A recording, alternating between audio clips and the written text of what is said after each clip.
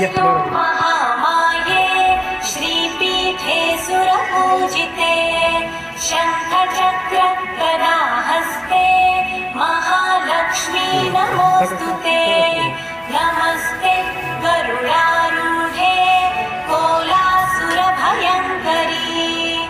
सर्वपाप हरे देवी महालक्ष्मी नमोऽस्तुते महादेव्यै च विद्महे विष्णुपत्न्यै च धीमहि तन्नो लक्ष्मी प्रचोदयात्।